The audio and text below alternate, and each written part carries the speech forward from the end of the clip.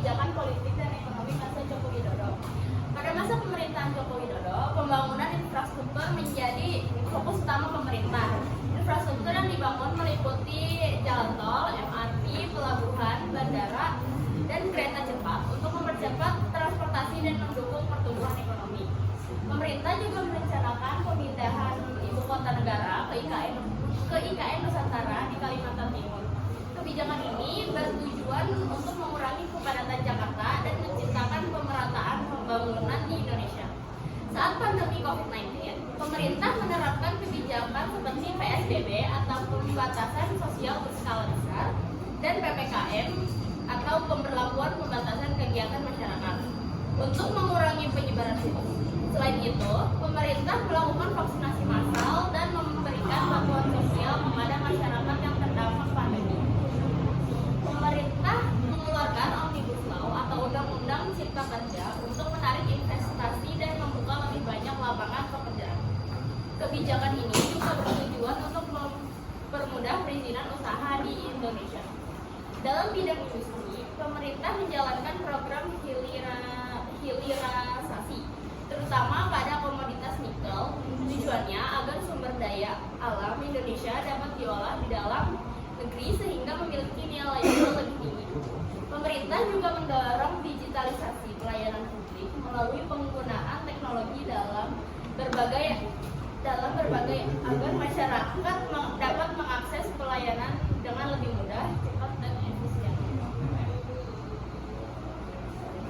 Selanjutnya dampak kebijakan politik dan ekonomi terhadap stabilitas nasional. Yang pertama itu ada bidang politik, stabilitas politik akan terjaga meskipun terjadi perbedaan pandangan di masyarakat. Pada masa pemerintahan Joko Widodo, kondisi politik Indonesia cenderung stabil meskipun terdapat perbedaan pandangan di masyarakat, terutama saat pemilu. Pemerintah tetap berjalan dengan baik tanpa konflik besar yang aman bagi masyarakat dan mendukung jalannya pembangunan nasional.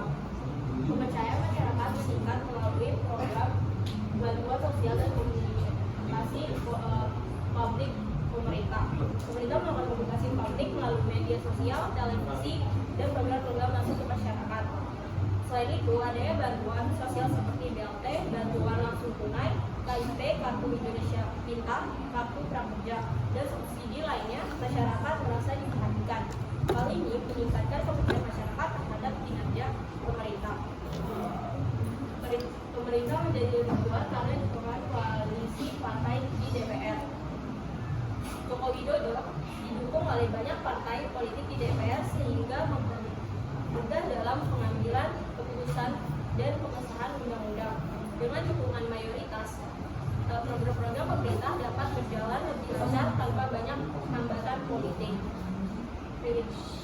Namun muncul kritik terkait kebebasan berpendapat dan kualitas demokrasi. Di sisi lain, terdapat kritik dari beberapa pihak yang menilai bahwa kebebasan berpendapat mengalami tantangan. Misalnya adanya anggapan pembatasan kritik di media sosial atau aksi demonstrasi. Hal ini menjadi perhatian karena demonstrasi yang sehat membutuhkan kebebasan berpendapat.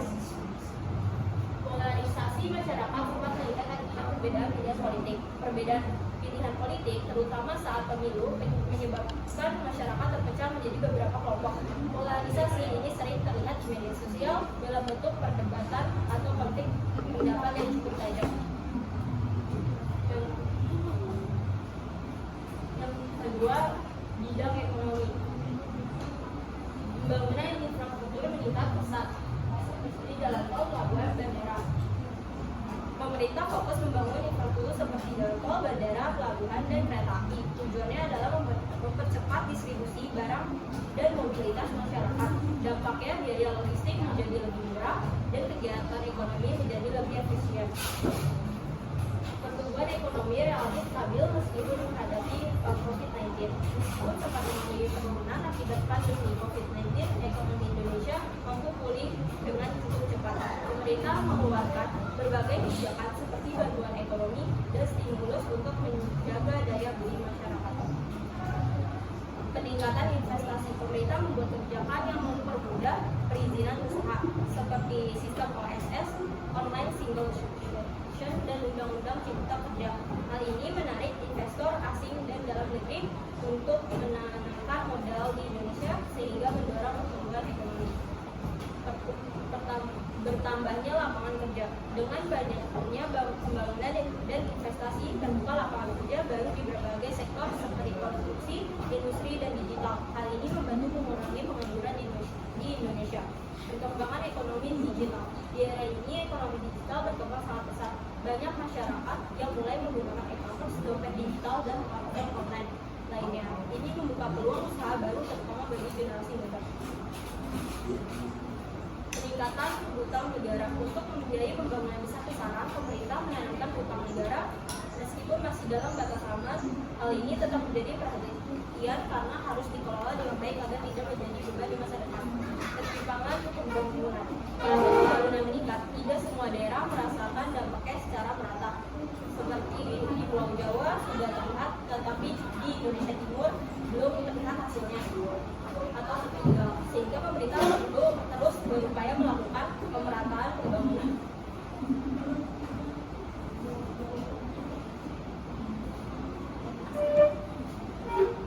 Realisasi kebijakan politik ekonomi masa Joko Widodo. Pertama itu kebijakan politik menentukan arah ekonomi negara. Yang kedua, stabilitas politik mendukung pertumbuhan ekonomi.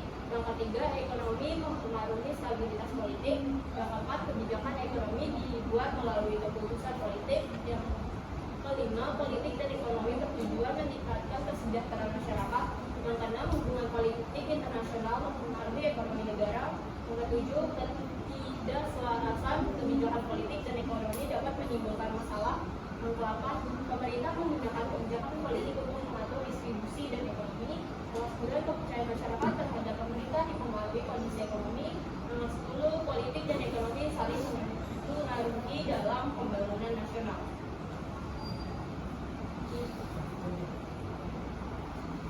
Selanjutnya, pengaruh kondisi politik dan ekonomi terhadap perkembangan industri hotel Indonesia tahun 2014 sampai 2022.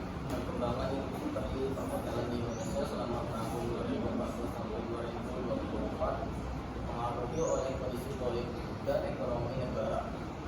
Industri perhotelan merupakan salah satu sektor yang bergantung pada stabilitas keamanan, pertumbuhan ekonomi, dan membuka wisatawan. Ketika kondisi negara stabil dan ekonomi berkembang, industri hotel ikut mengalami peningkatan. Sebaliknya, ketika terjadi krisis atau gangguan ekonomi, industri perhotelan akan mengalami penurunan. Pada periode 2014 sampai 2019, kondisi politik Indonesia cenderung baik sehingga menciptakan rasa aman bagi para wisatawan dan investor. Stabilitas tersebut membuat banyak investor tertarik untuk menanamkan modal di bidang pariwisata dan perhotelan. Banyak hotel yang baru bangun, baik hotel berbintang maupun penginapan sederhana. Pembangunan hotel tidak hanya terjadi di kota besar seperti Jakarta, Bandung, dan Surabaya, tetapi juga berada di tempat wisata seperti di Bali, Lombok, Banyuwangi, dan Jakarta. Badan ekonomi yang bertumbuh juga meningkatkan daya beli masyarakat sehingga lebih sering melakukan perjalanan, wisata, bisnis, dan kegiatan lainnya yang membutuhkan jasa hotel. Selain stabilitas politik dan pertumbuhan ekonomi, pembangunan infrastruktur juga memberikan pengaruh besar terhadap perkembangan industri perhotelan. Pemerintah membangun berbagai fasilitas transportasi seperti jalan tol, bandara, pelabuhan, dan jalan transportasi umum lainnya untuk mempermudah akses menuju tempat wisata. Dengan akses yang mudah, jumlah wisatawan meningkat karena perjalanan menjadi lebih cepat, nyaman, dan efisien. Akibatnya, kebutuhan akan hotel dan penginapan juga semakin tinggi. Banyak daerah wisata baru mulai berkembang karena akses transportasi yang semakin baik. Hal ini membantu perkembangan pemerataan industri hotel di berbagai wilayah Indonesia. Industri hotel juga memberikan dampak positif terhadap perekonomian masyarakat. Semakin banyak hotel yang dibangun, semakin banyak pula lapangan kerja yang tersedia seperti housekeeping, resepsionis, chef, dan sebagainya ada di bidang hospitality. Selain itu, perkembangan hotel juga mendukung usaha lain seperti restoran, transportasi, pusat oleh-oleh, dan tempat wisata.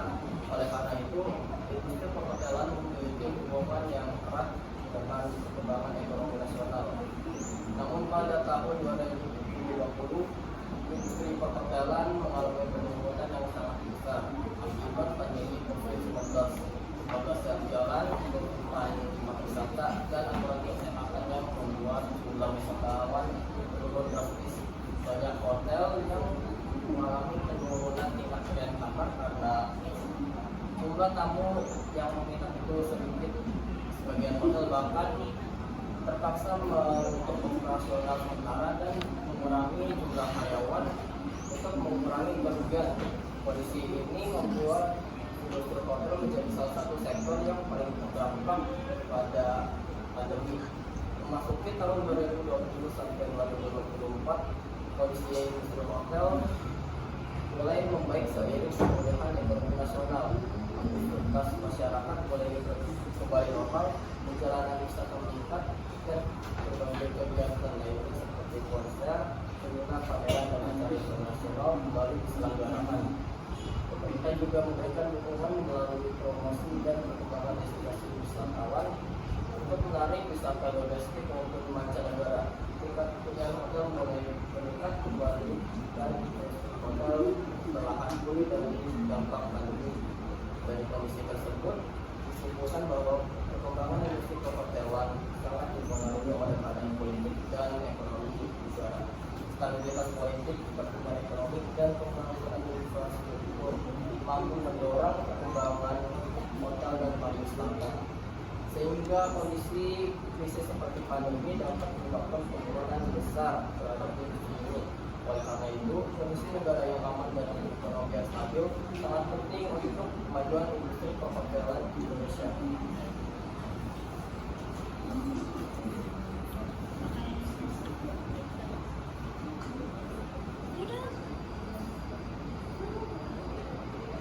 Sekian presentasi dari kelompok kami. Apakah ada jadi pertanyaan? Oke, saya mau nanya. Saya perkenalkan, nama saya pertama dari kelompok 5, absen 13. Ini bertanya, mengapa stabilitas politik dapat meningkatkan kepercayaan investor untuk membangun hotel di daerah wisata di Indonesia ini? Silakan jawab.